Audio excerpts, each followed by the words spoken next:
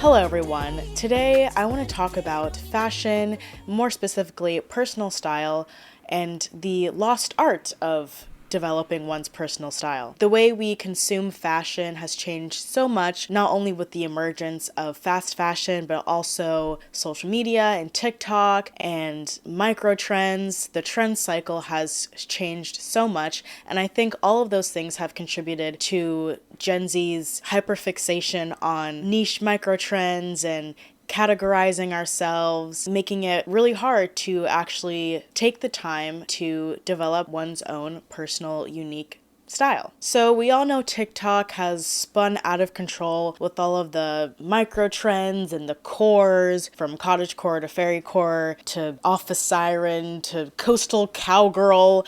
The list goes on. And I've mentioned these trends in previous videos and how Gen Z has this unshakable desire to self-categorize and almost fast-track their way into self-discovery and self-actualization, instead of taking the time to really figure out what it is you genuinely like and what you don't like. And instead, it seems like we're just skipping a bunch of steps and diving deep into all these sometimes wildly different aesthetics. And I think I've mentioned before that I think Gen Z does this because they're looking for a sense of identity, which isn't necessarily unique to Gen Z. Every generation, every young generation goes through a discovery phase throughout their life where they figure out who they are and what that looks like. It's normal to change your style every few years, change your friend groups, your hobbies, your interests, things like that. But I think Gen Z has a different relationship to that because of the internet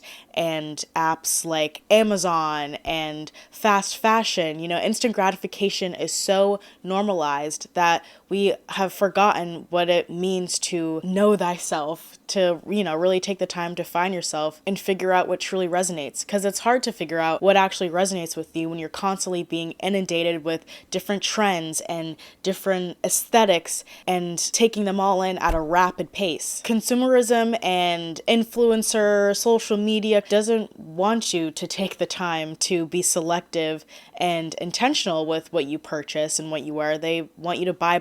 It's classic capitalism. I mean, it's obvious, but needs to be said. The way we talk to content creators about clothing, as well as the way we talk about clothing, is extremely devaluing. Yesterday, I made a video about a cardigan. In the video, I lay out what the cardigan is, what led me to make that purchase, what inspired it. Specifically in the video, I said I was inspired by seeing this Orson Iris sweater that was out of my budget, so instead of going to buy the Aritzia dupe, I went on Vinted to try and find something somewhat similar. So tell me why there's someone in the comments of that video saying, oh, Zara makes a dupe, here's the reference code.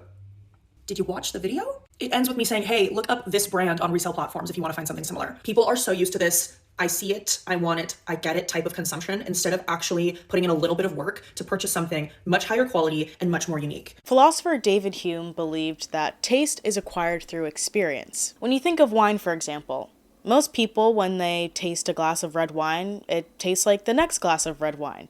There's hardly any detected differentiation, but a wine connoisseur or a wine expert can taste all the different notes and the flavors, and they can identify so much information about each glass of wine, but that's because that is practiced intentionally. It is with good reason, says Sancho to the squire with the great nose, that I pretend to have a judgment in wine. This is a quality hereditary in our family. 2 of my kinsmen were once called to give their opinion of a hogshead, which was supposed to be excellent, being old and of good vintage. One of them tastes it, considers it, and after mature reflection pronounces the wine to be good, were it not for a small taste of leather which he perceived in it. The other, after using the same precautions, gives also his verdict in favor of the wine, but with the reserve of a taste of iron, which he could easily distinguish. You could not imagine how much they were both ridiculed for their judgment, but who laughed in the end? On emptying the hogshead, there was found at the bottom an old key with a leather thong tied to it. And so tying this all back to fashion, the beauty of personal style and taste is that there's no right or wrong way to possess it. What is tacky to one could be chic to another. What is chic and what is tacky is a sentiment. It's subjective. And so seeing in the beauty in that, I hope can be inspirational to anybody who maybe doesn't feel they have a strong sense of personal style, and this idea can be liberating. Maybe it might deter a consumption-minded person to completely copy someone else's taste, because it's not only boring, but it's almost like you're robbing yourself of the experience of pulling from your own personal unique memories that make you you. And when you think of it in this way, it almost feels almost kind of weird and intrusive to completely copy someone else's personal style when we see how personal it truly is. It's not something that can happen overnight. It's not something that can instantly be downloaded into your mind like a Pinterest board. Personal style is something that you develop through intentional practice of learning what it is you like and what you don't like. Personal style is a skill, just like wine tasting is a skill or painting is a skill. Blind overconsumption is, in my opinion, antithetical to personal style. It's the difference between chugging the bottle of wine versus tasting every sip. Developing your wardrobe over time is so rewarding in the long term. Not only do you feel good in your clothing because it fits right, it feels good on the body, but it also makes you feel good in almost like a spiritual way, where you feel like you're accurately representing yourself to the external world. And there's something that is so self-actualizing about it in a way. It's hard to describe. It's a really wonderful feeling. I know maybe not everyone experiences this because it kind of depends how into personal style and fashion you are, but I know for me personally, when I wear an outfit where I look in the mirror and go, yeah, that's me, it feels good. It makes me feel more present in the world. It's something that I really, really value in my day-to-day experience. All the clothes that you accumulate over time, things that you genuinely love and appreciate, they withstand the test of time. It's not something that you're going to grow disinterested in after a year or two. It'll always be in style for you, and that reduces a whole lot of buyer's remorse and regret, saves you money, reduces your waste, etc. I mean, it's really just a win-win situation. What I find really fascinating about the way we consume trends and aesthetics and fashion online is the fact that we've moved beyond just consuming specific fashion items. You know, it's not just a dress that everyone's wearing or a pair of shoes. Now, it's not enough just to have the dress. You have to have the habits and eat the foods and have the hobbies that this aesthetic represents. You have to embody the aesthetic rather than just wearing it, if that makes sense. I mentioned this in the video I made actually about food, and I was talking about how, you know, being a clean girl isn't just about wearing the matching aloe set. It's also about like the habits you have, going to Pilates class. It's about what you consume, like, in food-wise. You know, you drink the matcha and eat the green salads. I think it's really interesting how the trend cycle has moved even quicker, but it also demands more of us and what we actually do with our time rather than just how we spend our money, if that makes sense. Obviously, this is so, like, specific to internet culture. I don't think everyone actually does this and lives like this, but let's say, you know, there is a percentage of the population that genuinely does alter their entire wardrobe and their habits and their hobbies with every trend cycle. I would imagine that would be extremely, extremely exhausting and very expensive, very wasteful, and also taxing on like the mind and the spirit. I'm getting a lot more spiritual than I was expecting in this video, but honestly, there is an element of spirituality, I think, that comes with using fashion as a tool for genuine self-expression. I don't know, I feel like I'd have like an existential crisis and a negative bank account if I took on every single micro trend that TikTok fed me. Because you can look at something like the clean girl and be like, yes, I want to be that. That's so aspirational. I'm going to now go on Amazon or go on Shein or whatever and buy all the things to grant me access to the clean girl lifestyle. And then a few months later, you can't keep up with the habits and you realize, actually, I don't resonate with the clean girl at all. That's not who I am. I think I'm actually the disheveled British woman. Yes, that is actually a niche aesthetic that's trending right now. Then you realize, oh, actually, this isn't me. I'm actually the office siren or I'm the mob wife, and it's never ending. The only way to end the cycle is to really stop, take a step back, look in the mirror, look within, and figure out who you are, which sounds really intense to be like, who are you in the context of fashion, but it's okay, because at the end of the day, you've been there the whole time. You've been you this entire time. It's all within you. In the wise words of Hannah Montana, you can change your hair and you can change your clothes. You can change your mind. That's just the way it goes. You can say goodbye, you can say hello, but you'll always find your way back home. But like I've been saying, personal style is a skill. Thank you to Skillshare for sponsoring today's video. Personal style is a skill that you continue to develop throughout your entire life. I am always discovering new elements of my personal style as I continue to grow and change and get older, which is why I would love to share a super helpful and expansive tool that has helped me in my new phase of personal style development. The fall season is upon us, and this is always my favorite time of year to revamp my wardrobe, and I figured Tracy Gold's class, Fashion and Style, How to Discover Your Personal Style would be perfect. Skillshare is a massive platform that offers thousands of classes on various topics from design, music, illustration, and so much more, all led by industry experts. Skillshare can help you in so many aspects of your life, whether it's your career or a new hobby that you're picking up. So if you're also interested in developing a new skill this season, the first 500 people to use my link in the description will receive a 1-month free trial of Skillshare. So get started today. Thank you again, Skillshare, for sponsoring today's video. All right, now, before I get really deep into the analysis, I just want to say a disclaimer. Random disclaimer. I am not a fashion expert. I do not claim to be. I'm not a stylist. I honestly don't really know much about high fashion, the history of fashion. I'm just a girl with an opinion who likes to wear cute clothes. So don't take this as me trying to position myself as some sort of authority or trying to tell you what to do or how to spend your money or what you like.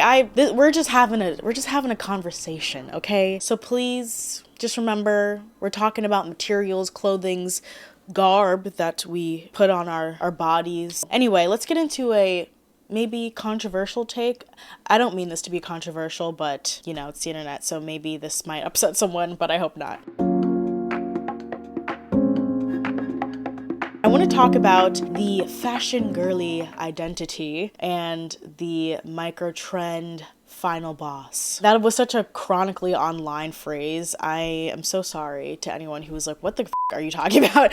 But I will explain. Okay, so some folks on TikTok who, have an interest in fashion may refer to themselves as the fashion girly. That title's pretty self-explanatory. It's a girly who likes fashion. So when I think of the title and try to make sense of it, I naturally try to apply it to myself, and I wonder, am I a fashion girly? I would say I have a distinct personal style. I enjoy clothing, but I am definitely no Hot Lamode or Ryan Finn. And to me, that's what I think of when I think of a fashion girly, a fashion person. But perhaps that title means something to different people, because I wonder sometimes if people confuse the love for shopping with a love for fashion. And I know that sounds kind of shady or harsh, but I just want to call a spade here, because I do think there is a difference between consuming and tasting. Kind of like what I was saying earlier about the wine and stuff. Hot Lamode has actually talked about this in his videos,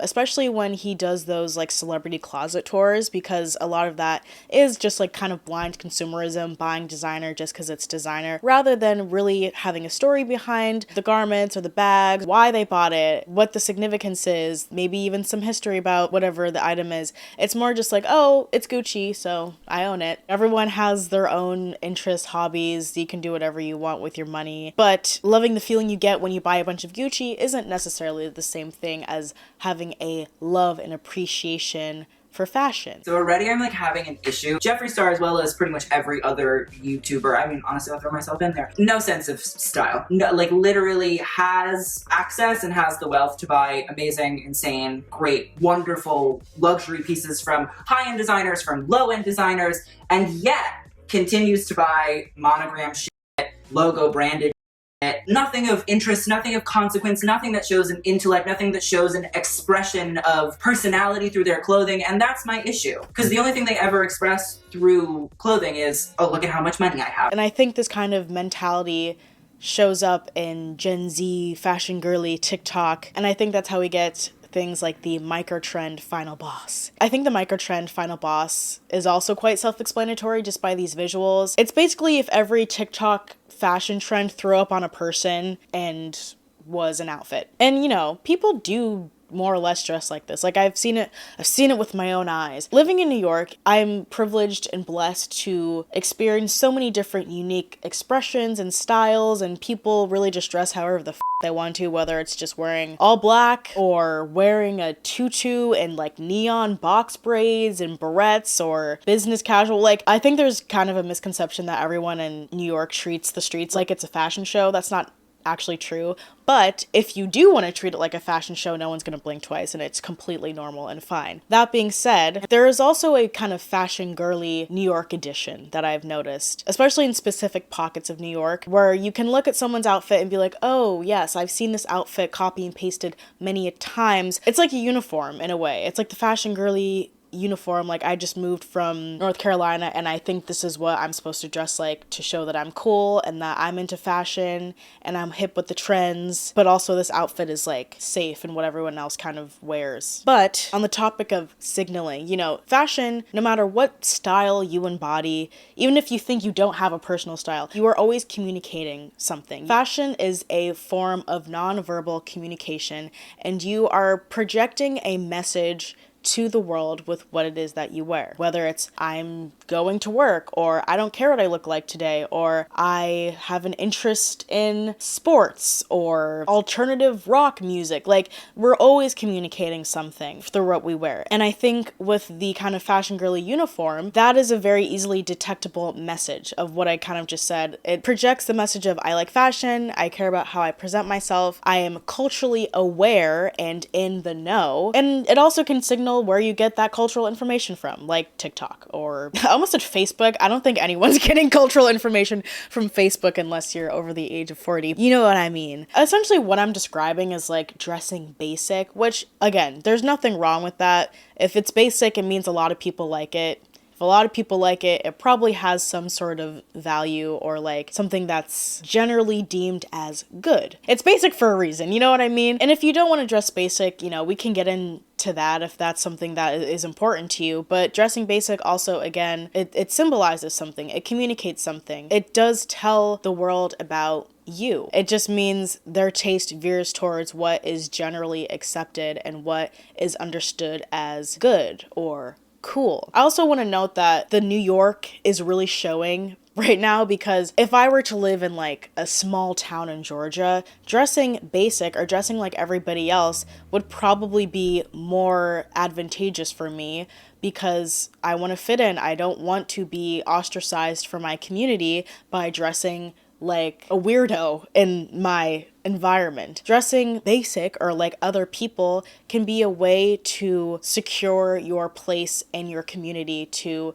make you feel like you belong, which is a very basic human need that we all have. Now, what I do have a problem with is the mass overconsumption that has been so normalized when it comes to fashion. And this isn't anything new. People have been talking about fast fashion and the dangers of it for years now. So I will spare you the fast fashion spiel. However, what I find even more interesting about the kind of shame put on fast fashion is the emergence of thrifting and how thrifting has become super trendy and a preferred way of clothes shopping for Gen Z, which is great. However, unfortunately, the mentality around fast fashion and overconsumption has just been transferred on to thrifting, where people will buy heaps and heaps amounts of clothes for like a good deal or a cheap price just because it's cheap and they can afford it. But realistically, are they going to buy that entire wardrobe worth of clothing over and over again and get good use out of it? Probably not. I think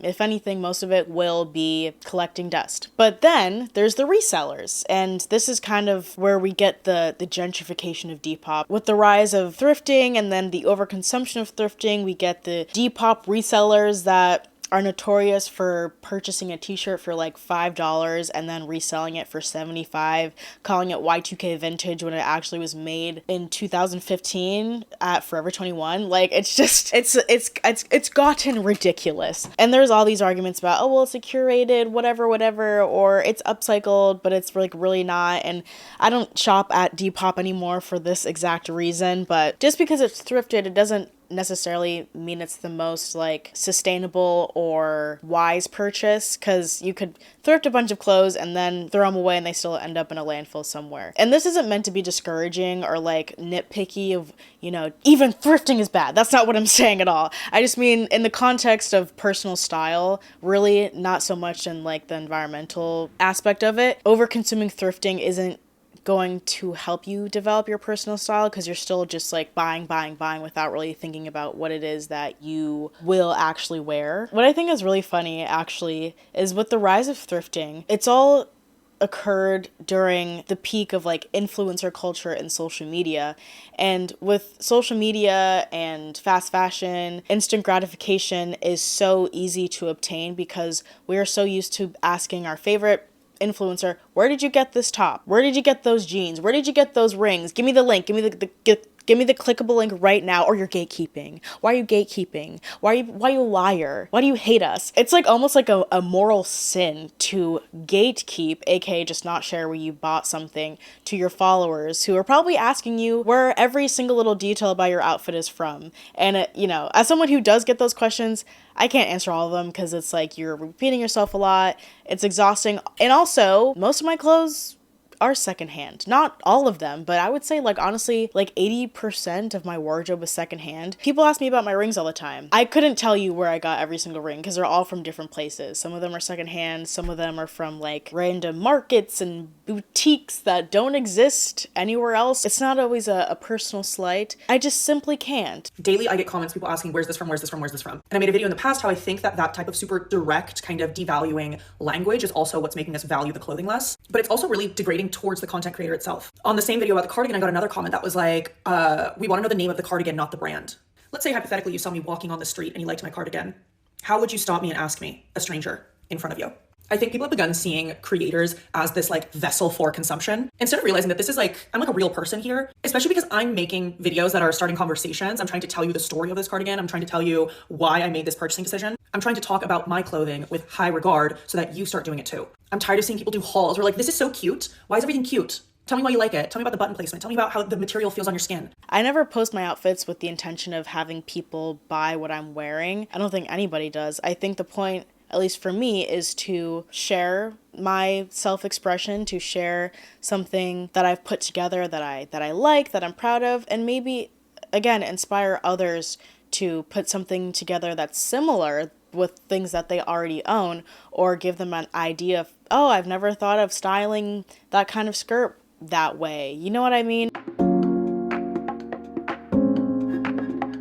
I wanted to talk about some current fashion trends that have sparked some fashion discourse on TikTok that I find really interesting, that I think speaks on a lot of the things I'm talking about. First, I want to talk about the Jane Birkifying or Jane Birkification of handbags. So Jane Birkin was a it girl of the 60s. She was a British actress, singer, and model. She's actually one of the most photographed women in the 60s. She inspired the creation of the Hermes Birkin in the 80s, which is one of fashion's most, if not the most coveted luxury bag, the most expensive handbag you could ever purchase. The price ranges depending on what kind of Birkin it is. It could be $20,000, it could be $250,000, depending on the rarity, the style, the color, etc. Not only is it exclusive in its pricing, but it's also exclusive in its accessibility. The opportunity to purchase a Birkin is only made available to Hermes's most loyal customers, or most famous maybe. You can't just walk into an Hermes store and buy a Birkin. It has to be offered. It's 4,000.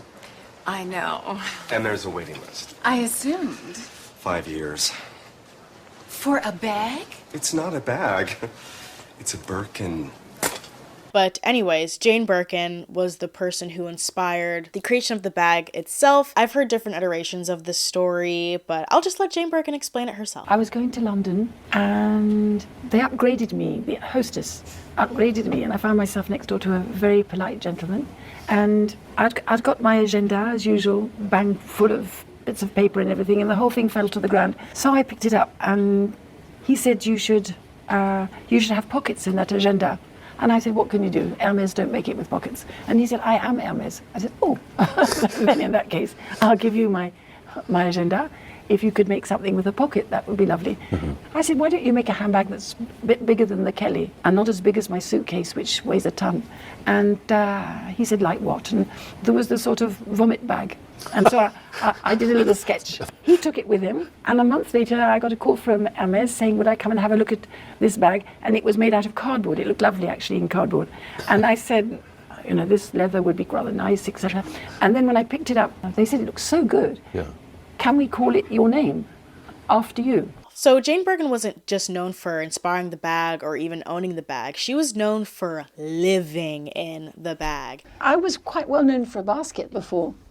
So I just obviously knew that girls like to have masses of things in the handbag. And so, although I would love to have been a sort of neat person that would fit in with the Kelly, then, which is the same as that, but much smaller, I never thought you could get enough things in it. So I asked for one to be 4 times the size of the Kelly. And I always think that you need, I don't know, when I haven't got it suddenly, another pair of glasses, the credit cards, the eye collier for Dolly. I mean, everything's useful. The bag has grown in significance and price over time, which I think is what makes Jane Birkin's use of the bag so captivating and influential, because, you know, I think for a while the culture around handbags is that, especially Birkins, is like, you know, you put them behind a glass shelf and you keep the room at a cool 68 degrees to preserve the leather, and you don't let anyone even breathe on it. Like, very, very precious about the bags. But she completely defied that mentality and actually used the bag for what it was intended for, which is holding all your shit in it and carrying it around. And she wasn't precious about it. She lived in it. And that's really, I think, the attitude I think maybe we should all have about our things. Like, of course, take care of your stuff, but don't be afraid to use it. I mean, if you're gonna spend like $50,000 on a purse, you might as well wear the damn thing. And, you know, the beautiful thing about actually wearing the bag, especially a really quality leather bag, is that it shows life and wear, and it builds character. The bag, I think, looks more beautiful the more you wear it, and that's the beautiful thing about quality leather. And it's also very, like, anti-overconsumption or frivolous consumption when you buy something of quality and you wear it and you get good use out of that quality item. And I think that concept promotes the conscious consumption of quality pieces that you can have for life. I think more and more people are starting to emphasize the importance on buying like staple pieces in your wardrobe, spending the extra money for something that you know you will have for a long time, which is more sustainable than just buying the cheap version of something and buying it over and over again. So aside from wearing the bag charms are also something that have emerged from Jane Birkin. When someone says they're Jane Birkinifying their bag on TikTok, or they're referring to accessorizing and personalizing their bag. So Jane Birkin not only lived in it in her Birkin, but she also personalized it. You know, she would tie scarves to it and different accessories. She had like a watch attached to it. Like, she really made that bag her own. As it was mine, I just thought it was more fun to hang things off it. So I hang my watch off it, and all my baubles and bangles and beads, because when you walk around, they jingle and jangle. So it's a happy sound. It's like being on a coach with a horse in New York, but they wear really well. I love things that wear really well. And so now people are taking inspiration from her, and they're also putting their own little trinkets and accessories on their bags, which is super cute, and something that I've also done with my bag. Exhibit A. Got all sorts of cute little charms on here that I think are super cute. And something that I think is interesting about this trend is how it becomes TikTokified, and then it kind of evolves into something that I guess in a way defeats the original intention behind the trend. Because, you know, Jane Birkin, I don't think she like ordered her bag charms off of Amazon. I think all those things she accumulated over time or found around her house or something. And now a lot of people are saying like, well, buying bag charms off of Amazon like defeats the purpose. Like, it's meant to be things that you collect and things that you find maybe through your travels or at a flea market or something your grandma gave you, which I you know, I do agree with that. But also, I All of these things I bought. Like, I bought this at like a gift shop in my neighborhood. I think I also got this at the same place. This is from a like little trinket shop in Soho. So, you know, I did buy these things with the intention of putting it on my bag, but I feel like justified in doing it because I wanted to do it, and I don't know. I think they look cute. They feel authentic to me and my style. You look at this bag and you're like, oh yeah, she probably lives in New York or is from New York. I bought this because I thought it would look cute with the purple. I love a moon motif. Like, it's not that deep. It's not like I searched high and low in the rivers of Zimbabwe and the rainforests of the Amazon, and I accumulated these trinkets to tell the story of my life. Like, it's really not that serious. When buying these little keychains and things, I was still intentional about it. I was like, do I like this? Do I think this would look good on my bag? Does it resonate with me, or am I just buying it to buy it? I have a bone to pick with how bag charms and trinkets as like a trend have become so heavily commodified. And I feel like the best comparison that I can make is that time that Ashley Tisdale, before her Architectural Digest interview, made her husband go buy 400 books to fill the previously empty shelves of her library. And the reason that I'm making that comparison is that bag charms, like your home library, are kind of this outward reflection of your interests and your passions carefully curated over time. And the key phrase there is over time. The use of charms in fashion as, social signifiers or protection has been around for centuries, but I think what most fashion insiders would agree is that this trend resurgence is mostly attributed to Jane Birkin, because Jane was obviously frequently seen with this very well-worn in, well-loved Birkin bag that was dripping in jewelry and charms and scarves and everything that just made it so personal to her. But what happens when something becomes overexposed and very heavily marketed, and we start spotting these trends all over the runway? We kind of collectively get this sense of urgency and this need to jump on board right now. Instead of repurposing the materials you have at home or slowly collecting items over time, you can just buy them all in one place, all at one time for the low price of $38. It doesn't require thought or careful curation. You can have it right now. So I think this kind of creates this weird dilemma between brands and consumers right now. Because at the root of this trinket obsession is, this desire to make style more personal, but brands are still like, well, I gotta make money. How can I sell you a prepackaged personality?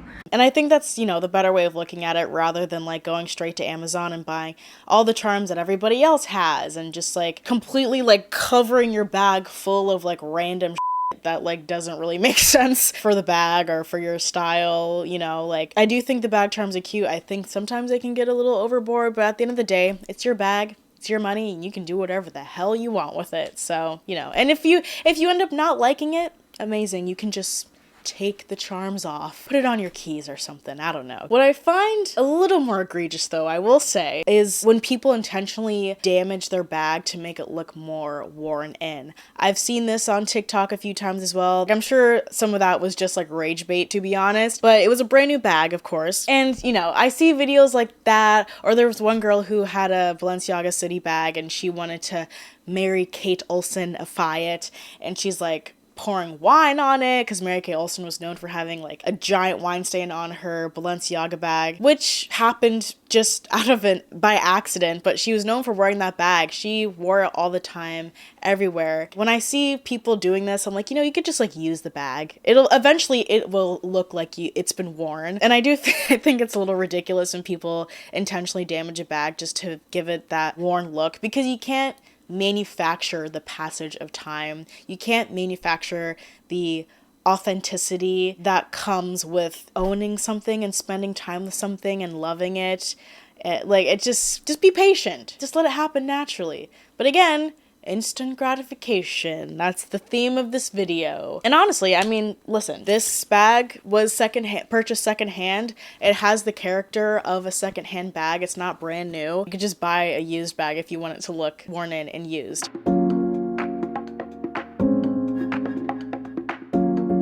The last fashion trend that sparked a lot of discourse that I want to talk about is frye boots and the rebranding of knockoffs into dupes. Dupe culture, I do think, has gotten a little out of hand. We used to use the word knockoffs. I'm not sure what happened to that. Now we just call it a dupe. Steve Madden has their frye boots dupe. Frye boots have gotten super popular in the past couple of years. the banana canvas. Been all over my For You page. I bought frye boots this year. I didn't buy the banana canvas boots because I just don't think they're for me. But frye boots, amazing investment piece. I will have those boots until I die, which is why they're so expensive. At least if you buy them brand new, which is where we get into the discourse, right? Brand new frye boots can be like $500, and not everyone has frye boot money. So what do? You go to stevemadden.com and get the same look for a discounted price. But do you get the same quality? No. I think you can tell where I'm gonna go with this, because I already mentioned that I think you should buy quality things so they last you a long time. But, whenever stuff like this is brought up, the question of classism is always going to be a counter argument, because why can't poor people have nice things? Poor people should be allowed to participate in trends. And to that I say, of course. Yes. Yeah. But also, you do end up saving money and getting a much better value out of the more expensive, original product, rather than buying the knockoff version. For frye boots, I do think it is worth the money, but also you can just buy it secondhand. So this is a pair of frye boots that I bought off of eBay. I think they were like $100. The Steve Madden boots are around the same price. They're like over $100, but these are real good frye boot leather that will last me a much longer time compared to the Steve Madden boots. So you can still buy real frye boots for around the same price and get a much better value out of them. I mean, obviously these are worn, they're kind of beat up, but I like that look personally, and I think most people who buy frye boots kind of like that. I mean, the Steve Madden boots I think come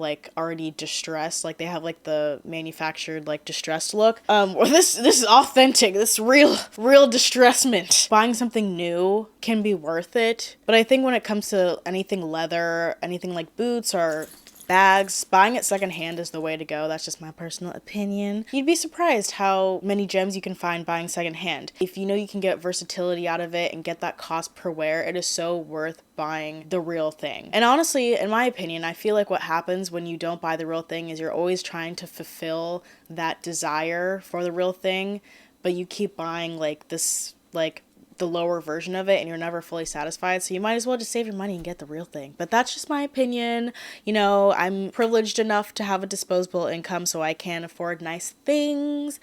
But if it's a trend that you want to participate in, but you're also I don't know if I'm gonna wear this for the rest of my life, then I see how buying the cheaper version seems like a better option.